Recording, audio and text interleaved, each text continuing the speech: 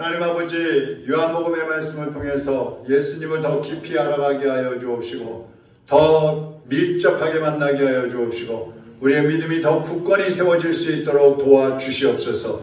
하나님의 마음이 우리의 마음이 되게 하여 주옵시고 하나님의 모습이 우리의 모습으로 성장되어서 이 세상에 빛을 발하며 그리스도의 영광을 드러내는 하나님의 자녀들이 다 될 수 있도록 인도해 주옵소서. 예수님의 이름으로 기도하옵나이다. 아멘. 하나님 말씀 요한복음 3장 17절에서 21절의 말씀을 보시겠습니다. 요한복음 3장 17절에서 21절입니다. 교도할 때에 21절은 같이 읽도록 하겠습니다. 하나님이 그 아들을 세상에 보내신 것은 세상을 심판하려 하심이 아니요 그로 말미암아 세상이 구원을 받게 하려 하심이라. 그를 믿는 자는 심판을 받지 아니하는 것이요 믿지 아니하는 자는 하나님의 독생자의 이름을 믿지 아니하므로 벌써 심판을 받은 것이니라. 그 정죄는 이것이니 곧 빛이 세상에 왔을 때 사람들이 자기 행위가 악함으로 빛보다 어두움을 더 사랑한 것이니라.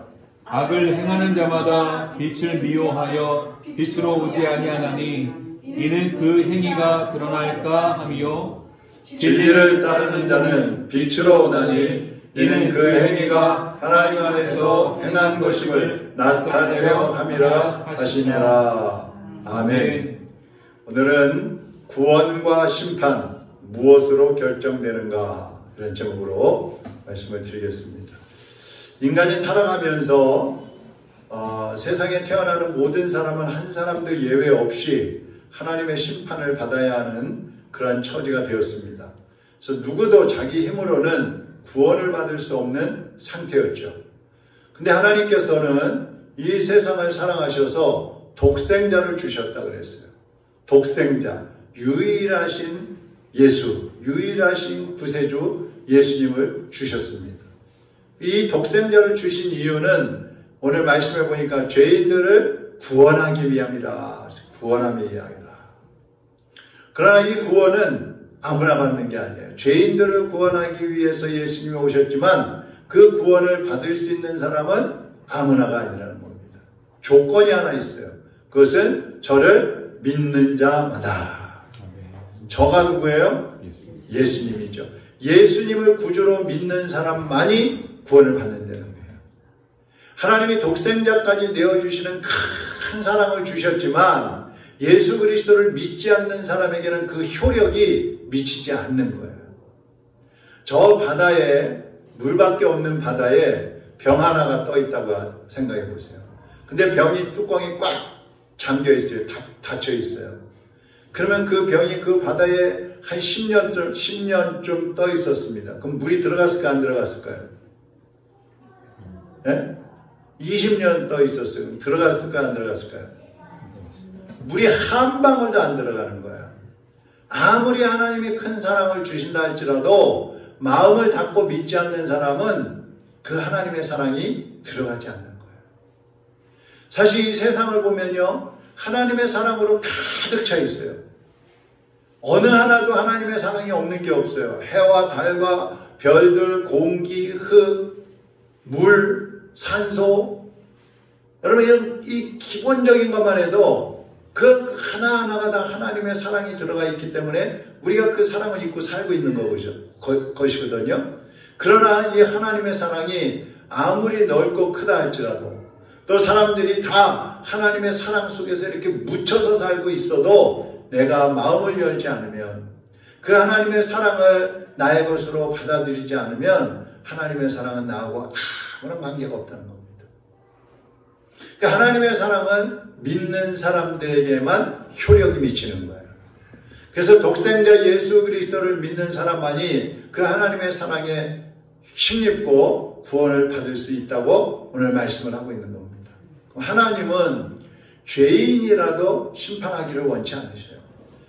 악한 죄인이라 할지라도 다 구원받기를 원하셔요. 그러나 믿지 않는 사람은 그 사랑과 그 하나님의 은혜와 무관하기 때문에 심판을 받을 수밖에 없는 거예요. 하나님이 심판하셔서 심판받는 게 아니라 스스로 심판을 자처하는 거죠. 그러니까 어떻게 보면 인간이 심판받는 것은 선악과를 따먹은 그 원죄 때문에 심판받는다기보다 독생자 예수님을 믿지 않기 때문에 심판을 받는 거예요. 이미 원죄는 하나님이 예수님 믿으면 다 용서하신다고 그랬잖아요. 그런데 그것까지도 거부하고 예수님을 믿지 않으니까 심판을 받을 수밖에 없다는 것입니다. 이 하나님의 사랑은 공의로운 사랑이에요. 공의로운 사랑이라는 건 뭐냐면 죄를 묵인하고 죄가 있는데도 괜찮아 그거 죄 내가 다 용서할게 무조건 용서한다 이게 아니라는 거예요. 죄를 지으면 어떻게 해요? 죄값을 치러야만 되는 거예요. 죄값을 치러야만이 구원해 주시는 그 사랑이 바로 공의의 사랑인 거예요. 그래서 이 하나님의 사랑이 어디에서 완성이 되느냐? 십자가에서 완성이 되는 것입니다. 자, 여러분 왜 그런가 보세요. 예수님은 우리의 죄값으로 십자가를 지셨어요. 그렇기 때문에 우리가 받아야 할 그 심판을 예수님이 대신 받으신 거죠. 그러니까 하나님 공의 하나님, 죄는 반드시 값을 치러야 된다. 이게 공의인데 하나님은 그 공의를 인간들이 다 이룰 수 없으니까 우리가 죄값을 치를 수 없잖아요. 그러니까 예수님을 보내셔서 그 죄값을 치르게 하신 거예요. 그리고 그 예수님을 믿는 사람의 죄는 예수님이 십자가에 죽어주신 것을 통해서 다 씻어버리고 구원받게 해 주신 것입니다. 그래서 하나님의 공의가 이루어지는 거예요. 이 교육학에서는, 세상의 교육학에서는 아이가 잘못하면은 책망을 하라고 그랬어요. 징계를 하라고 말하고 있어요. 가르치고 있어요. 아이들이 잘못했을 때 책망하지 않으면 그냥 넘어가 버리잖아요. 괜찮아. 그거 내가 사랑하는 아들인데, 내가 사랑하는 딸인데, 괜찮아. 그렇게 넘어가 버리잖아요. 그러면 그 아이가 이제 잘했을 때 칭찬을 해주잖아요. 그러면 칭찬을 해주면 아이들이 생각하기에는 엄마가 칭찬하는 건 그냥 건성으로 하는 거구나. 내가 잘못했을 때도 괜찮아 그랬는데 잘했을 때도 너 잘했다 그러지만 사실은 그냥 건성을 하는 소리야. 이렇게 받아들이는 거예요. 그래서 확실하게 잘못은 가르쳐주고 그것을 고쳐주고 또 잘했을 때는 정말 칭찬해주고 그래야 아이들이 확신을 가지고 또 확실히 무엇인지를 분별하고 바로 설 수가 있다는 것이에요. 그래서 이 죄값을 치르는 공의와 이 하나님의 사랑은 균형을 이루어서 가야 돼요. 어느 한쪽으로 치우쳐버리면 안 돼요. 우리가 17절에 보면요. 하나님이 그 아들을 세상에 보내신 것은 세상을 심판하려 하심이 아니요. 그랬어요. 하나님이 세상을 예수님을 보내신 것은 심판하려고 보내신 게 아니라 그랬어요. 근데 요한복음 9장 39절에 보면요. 한번 보겠습니다. 9장 39절 시작. 예수께서 이르시되 내가 심판하러 이 세상에 왔으니 보지 못하는 자들은 보게 하고 보는 자들은 맹인이 되게 하려 함이라 하시니. 자, 여기는 예수님이 왜 오셨다 그랬어요? 심판하러 오셨다 그랬잖아요. 아까 17절에서는 심판하지 않는다 그러셨잖아요. 이게 서로 그러면 반대가 상반되는 거잖아요. 상반되는 거잖아요. 이게 뭘 말하느냐 하면 심판하러 오셨다 이 말씀, 또 심판하지 않는다 이 말씀은 뭘 말하는 거냐면 하나님의 사랑을 믿고 받아들이는 사람은 심판하지 않으신다는 얘기고, 또 심판하러 오셨다 이 말은 믿지 않는 사람, 하나님의 사랑을 거부하고 예수 그리스도를 믿지 않는 사람은 지금까지 지었던 그 모든 죄에 대해서 예수님이 심판을 하시겠다는 얘기예요. 그러니까 무조건 뭐 심판하라고 무조건 심판하시는 게 아니고 확실하게 구별이 되는 겁니다. 뭘로 구별이 돼요? 하나님의 사랑을 믿는 사람과 믿지 않는 사람, 하나님의 심판을 믿는 사람과 믿지 않는 사람, 구별이 되어버리는 거예요. 그렇기 때문에 이 구원과 심판의 기준은 뭐예요? 믿느냐 믿지 않느냐, 이것에 달려있다는 말씀입니다. 자, 오늘 제목이 구원과 심판은 무엇으로 결정이 되는가? 뭘로 결정이 돼요? 믿음으로요. 믿음으로. 어떤 사람은 하나님은 사랑의 하나님이신데 뭐 심판하시겠어? 내가 좀 잘못해도 다 용서해 주실 거야 그러면서 정욕대로 살아요. 자기 뜻대로 그냥 살아갑니다. 근데 그거는요, 하나님의 사랑을 오해하는 거예요. 하나님을 멸시하는 거예요. 그렇기 때문에 그런 사람들은 심판을 받을 수밖에 없는 거예요. 저 뒤에 문을 닫는 게 좋겠어요. 어느 집에 남편이 이제 저 중동으로 돈을 벌러 갔단 말이에요. 그래갖고 매월 걸어가지고 꼬박 아내한테 돈을 보냈습니다. 월급 탄 거 다 보내는 거야. 근데 아내가 여기서 그 돈을 받아가지고 바람을 피웠어. 남편은 그것도 모르고 그냥 열심히 뼈 빠지게 돈 벌어가지고 보냈는데 아내는 바람을 피우고 있는 거야. 근데 어느 날 남편한테 연락이 왔어요. 여보, 나 내일 들어봐. 이 무슨 소리야? 남편이 내일 들어온다 그러는데 아내가 그 다음날 남편 들어오는 날 죽어버렸어. 자살을 해버렸어.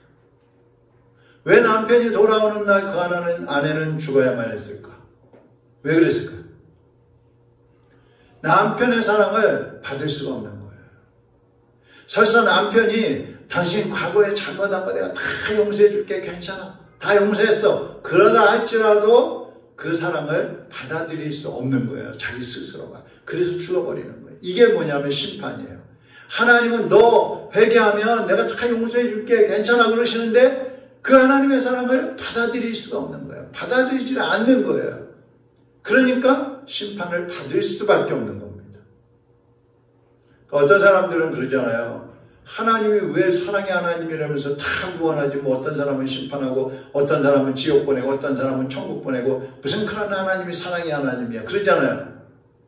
근데 그것은 자기들 책임인 거예요. 하나님은 누구에게나 다 공평하게 사랑을 주셨단 말이죠. 그런데 그 사랑을 받아들이지 않고서 하나님을 원망하고 하나님을 욕하는 그런 사람들이 있는 거야. 그런 사람들은 심판을 받을 수밖에 없는 겁니다. 자, 18절 보겠습니다. 시작. 그를 믿는 자는 심판을 받지 아니하는 것이요 믿지 아니하는 자는 하나님의 독생자의 이름을 믿지 아니하므로 벌써 심판을 받을 것이니라. 지금 예수님을 믿지 않는 사람이 있으면 그 사람은 벌써 심판을 받은 거라는 거예요. 현재 살고 있어요, 이 땅에. 근데 이미 그 사람은 지옥불에 던져질 사람으로 판결이 되어 있다는 얘기예요. 여러분, 우리가 뉴스 들어보면요, 어떤 판사가 죄인을 이제 그 판결을 할 때 집행유예 2년에 징역 1년 이런 거 하잖아요. 집행유예라는 게 뭐예요?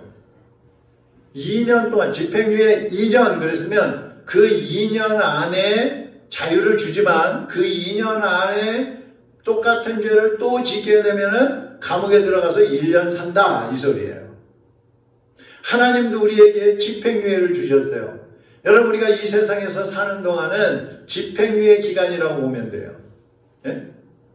이 기간 동안에 회개하고 예수님을 믿으면 구원을 받지만 이 기간 동안에 예수님을 믿지 않으면 죽었을 때에 지옥불에 들어간다는 거예요. 이제 그 판결, 믿는 사람은 천국 가고 믿지 않는 사람은 지옥 간다 이렇게 판결을 딱 내려놓으셨어요. 근데 그것을 결정하는 기간은 언제냐? 살아있는 동안이거든요. 근데 그 살아있는 동안에 그 판결을 어기고 예수님을 믿지 않으면 그 사람은 죽음과 동시에 그 판결대로 지옥불에 들어가는 거고, 믿는 사람은 천국으로 옮겨진다는 얘기예요. 그래서 벌써 심판을 받은 것이니라. 요한복음 5장 24절에 보면 내가 진실로 진실로 너희에게 이르노니 내 말을 듣고 또 나 보내신 이를 믿는 자는 영생을 얻었고 심판에 이르지 아니하나니 사망에서 생명으로 옮겼느니라 그랬어요. 믿는 사람은 이미 영생을 얻은 거예요. 천국 갈 때 영생 얻는 게 아니에요. 이 땅에서 살고 있지만 이미 영생을 얻은 겁니다. 할렐루야. 그러니까 요한복음 1장 12절에도 그랬잖아요. 영접하는 자 곧 그 이름을 믿는 자들에게는 하나님의 자녀가 되는 권세를 주셨으니 그랬잖아요. 앞으로 죽으면 하나님 자녀가 되는 권세를 주실 것이다 이게 아니고 이미 지금 여기서 예수님을 믿는 그 순간에 하나님의 자녀가 되는 권세를 주셨다는 거예요. 그리고 사망에서 생명으로 옮겼느니라 그랬어요.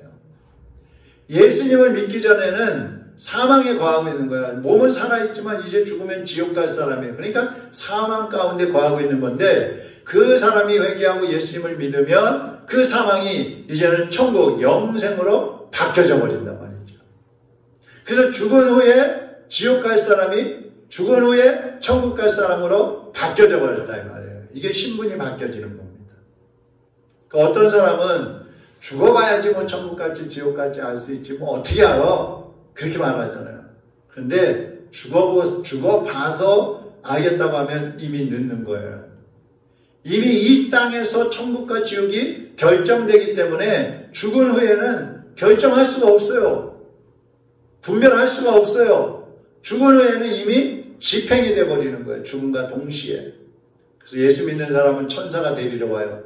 자, 아무개 성도님, 주님이 기다리고 계십니다. 가시죠. 참 모시러.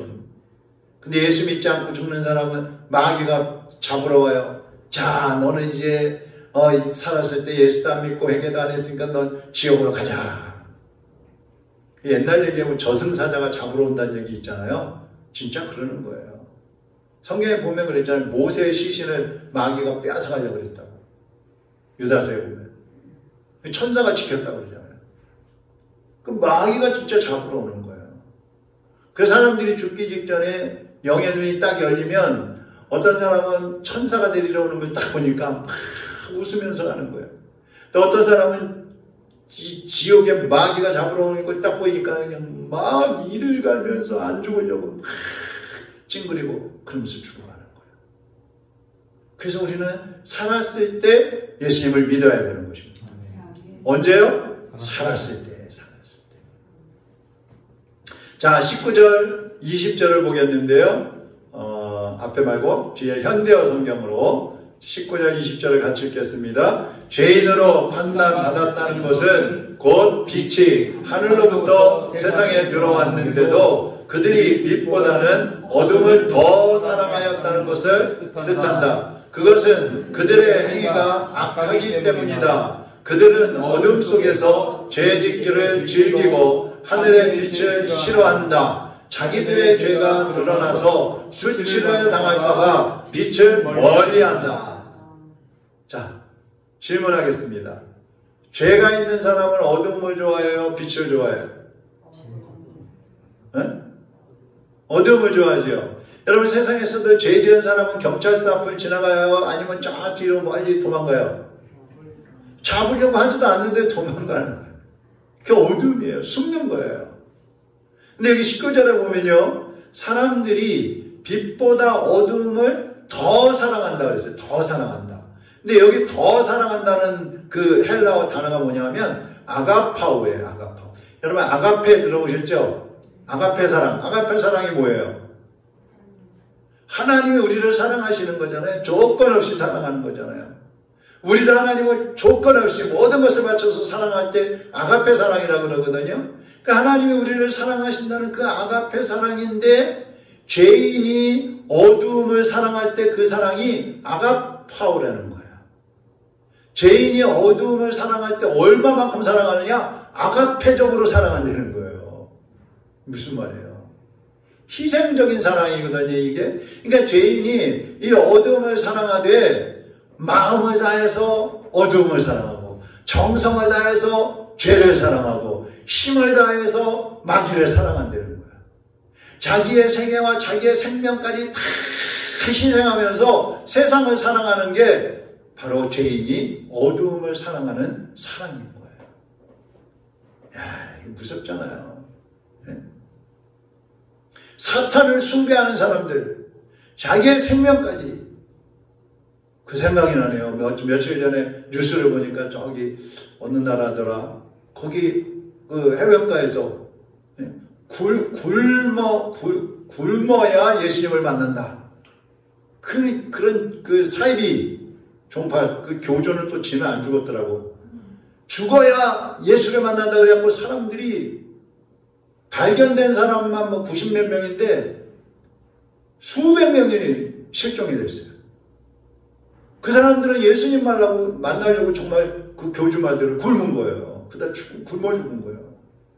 그럼 막 땅에다 묻고, 지는 왜 금식을 안 해? 뭘 얘기하다가 이렇게 됐나? 그러니까 잘못된 것을 사랑하면서도 막 생명을 바쳐서 사랑하는 사람들 있잖아요. 아가페 사랑. 회개하지 않는 사람은요, 이렇게 세상을 사랑하는 일에 모든 것을 막 쏟아붓는 거예요. 그래서 어떤 사람들은 뭐 하나님 앞에 헌금하라 그러면 그냥 아까워갖고 쩔쩔쩔쩔 매면서 세상에서 돈 쓰는 거는 그냥 펑펑 쏟아잖아요. 하나님 앞에 헌금하는 것은 1,000원, 2,000원 세 갖고 세면서 술 마실 때는 그냥 뭐 몇십만 원 그냥 막 갖다 막 마시잖아요. 그래서 세상 사람들은 빛을 싫어할 수밖에 없어요. 예수님을 싫어할 수밖에 없어요. 이 캄캄한 밤에는 옷에 뭐 좀 더러운 게 묻어도요, 몰라요. 안 보여요. 감출 수가 있잖아요. 근데 빛 가운데로 나오면 어떻게 돼요? 더러운 게 묻은 게 그냥 그대로 다 드러나게 되거든요. 그렇기 때문에 죄가 있는 사람들은 빛을 싫어하는 거예요. 죄가 있는 사람들이 예수님 앞에 딱 나서면 자기 죄가 다 드러나니까 예수님을 싫어하는 거예요. 미워하는 거예요. 죄를 회개하지 않은 사람은 자기 죄가 드러날까봐 어둠에 숨고 빛으로 나오지 않는다는 것입니다. 사실 생각해 보세요. 미움을 가지고 어떻게 사랑 앞에 설 수 있겠어요? 죄를 가지고 어떻게 의로운 앞에 설 수 있겠어요? 회개하는 사람만 빛으로 나올 수가 있어요. 진실한 사람만 용기를 내어서 주님께로 나올 수가 있는 거예요. 하나님의 사랑은 믿음으로 받아들이는 사람에게 복이 되지만 믿지 않는 사람에게는 하나님의 사랑이 저주가 되고요. 오히려 두려움이 되고요. 오히려 그 사람을 망하게 만드는 게 하나님의 사랑이에요. 자, 21절 한번 보겠습니다. 21절 진리를 따르는 자는 빛으로 오나니 이는 그 행위가 하나님 안에서 행한 것임을 나타내려 함이라 하시니라. 아멘. 자, 예수님을 믿고 진리 가운데서 사는 사람들은 주저하지 않고 빛으로 나오는 거예요. 예수님 앞으로 나오는 거예요. 여러분, 예수님이 그 로마 군인들에게 붙잡혀가지고 끌려가실 때 있잖아요. 이제 십자가에 못 박히시려고 끌려가실 때 예수님을 믿지 않는 사람들, 유대인들, 이 죄인들은요, 쫓아오면서 예수를 십자가에 못 박으시오, 못 박으시오, 막 그래갖고 결국은 예수님을 십자가에 못 박여 죽였잖아요. 못 박아 죽였잖아요. 그런데요, 그들은 자기 죄를 감추기 위해서 예수님을 못 박아 죽인 거예요. 예수님이 자꾸 죄를 지적하고 드러내니까. 그런데 그 예수님의 뒤에, 예수님이 끌려가실 때에 예수님의 뒤에 한 무리의 여인들이 울면서 예수님을 따라가고 있어요. 이 사람들은 하나님의 사랑을 믿고 받아들였기 때문에 예수님이 메시아, 구원의 메시아인 것을 알았어요. 그렇기 때문에 위험을 무릅쓰면서까지 그 예수님을 따라가는 겁니다. 이 차이인 거예요. 예수 믿지 않는 사람은 이미 심판을 받은 것이다. 심판과 구원은 믿음으로만 결정된다. 그래서 구원받고 빛 가운데 살기를 원하는 사람은 어떻게 해야 돼요? 회개하고 주님을 믿어야 되는 것입니다. 그러면 이 땅에서 사는 동안에 열매를 맺게 되고 또 열매를 맺으면 그 열매를 통해서 하나님께 큰 영광이 되는 거예요. 요한복음 15장 8절 보면요, 너희가 열매를 많이 맺으면 내 아버지께서 영광을 받으실 것이요 너희는 내 제자가 되리라 그랬어요. 여러분이 예수님 안에 살면서 열매를 맺을 때 하나님이 크게 기뻐하신다는 겁니다. 그래서 이제 우리는 구원받았다고 안심하지 말고 지금 여러분이 빛 가운데서 살고 있는지 어둠 속에서 살고 있는지 점검을 하셔야 돼요. 그리고 혹시라도 여러분의 삶 속에 어두움의 부분, 어두움의 그늘이 조금이라도 드리워져 있는 그런 부분이 있다면 그것을 걷어내고 예수님에게로 나와야 되는 것입니다. 빛 가운데로 나와야 되는 것입니다. 그래야 여러분이 살고 하나님께도 영광이 되는 거예요. 이제 오늘 말씀을 듣는 모든 분들이 하나님의 사랑을 믿고 여러분의 속에 있는, 여러분의 그 주변에 있는 어둠의 그늘들을 하나씩 하나씩 그 꺼풀들을 벗겨버리고 그늘의 장막을 벗겨버리고 빛 대신 예수 그리스도께 나와서 영원한 생명을 얻을 뿐만 아니라 여러분도 세상의 빛으로 살아가게 되기를 주님의 이름으로 축원합니다. 기도하겠습니다. 이 시간 우리 같이 한번 기도하겠습니다. 하나님, 내 속에 어둠의 그늘, 죄악의 그늘, 마귀의 그늘들이 있다면 오늘 이 시간에 성령의 빛으로 비춰주셔서 쫓아내주시고 거두어내주시고 태워주셔서 빛 가운데서 살게 하여 주옵소서. 빛으로 살게 하여 주옵소서. 열매 맺어서 하나님께 영광이 되게 하시고 열매 맺는 삶을 살아서 우리에게 하나님의 큰 상급을 받아 누리는 삶이 되게 하여 주옵소서. 우리 가정, 우리 교회 모든 성도들이 빛으로 나올 수 있게 하시고 이 살아있는 동안에 빛의 열매를 맺는 삶을 살게 하여 주옵소서. 이 세상에 지금 어둠의 그늘이 너무 심하게 드리워져 있는데 하나님, 한국에 있는, 세상에 있는 모든 교회들이 깨어서 기도하고 세상에 있는 모든 성도들이 본이 되어서 이 어둠의 그늘에 갇혀있는 나라와 민족을 살리는 우리 교회, 우리 성도들이 다 될 수 있게 하여 주옵소서. 우리 다 같이 주여 한번 부르고 통성으로 한번 기도하겠습니다. 주여! 살아계신 하나님 아버지, 하나님께서 이 우리 속에 있는 어둠의 그늘들을 보게 하여 주시옵소서. 우리의 영의 눈이 열려서 하나님 우리 속에, 우리의 행함 속에, 우리의 말 속에, 우리의 생각 속에 어둠의 그늘들이 드리워져 있고 악한 영들이 우리 다 알지 못하는 가운데 우리를 시험하고 죄 가운데로 이끌어가고 하려고 있는 그러한 모든 그늘들, 그 모든 캄캄함들을 예수님의 이름으로 벗겨주시기를 원합니다. 우리의 눈이 열려서 어둠을 보게 하시고 죄악을 보게 하시고 악한 영들을 보게 하셔서 예수 그리스도의 이름으로 물리치고 하나님 은혜 가운데 믿음으로 일어날 수 있도록 주여 도와주시기를 원합니다. 얼마신 성령님께서 우리의 속에 있는 어둠의 그늘들을 다 걷어내 주시고 오직 빛 가운데로 나와 하나님의 영광, 하나님이 기뻐하시는 열매를 만든 삶을 살아갈 수 있도록 도와주시기를 원합니다. 우리 사랑하는 성도들이 가정에서, 교회에서, 세상 속에서 빛을 발하는 빛들로 살게 하여 주옵소서. 예수님을 본받고 예수님을 닮아서 하나님의 자녀들답게 살게 하여 주옵소서. 이 세상이, 이 나라가 어둠의 그늘에 뒤덮여 있습니다. 악한 영들이 이 나라를 벼락하고 있습니다. 하나님 아버지, 한국의 모든 교회, 모든 성도들, 모든 주의 종들이 깨어 일어나게 하시고 기도하게 하시고 세상 속에 빛을 발하여서 복음을 보이게 하여 주옵소서. 세상을 옮겨가고 변화시켜가는 하나님의 자녀들로 살아갈 수 있도록 주여 우리 모두를 사용하여 주시기를 원합니다. 하나님의 거룩하신 은혜가, 하나님의 거룩하신 능력이 우리 모든 성도들 위해 임하여 주옵시고 충만케 하여 주시어서 날마다 우리의 삶 속에서, 우리의 생활 속에서 그리스도의 빛을 발하며 그리스도의 안개를 발하는 하나님의 자녀들로 살아갈 수 있도록 인도하여 주시옵소서.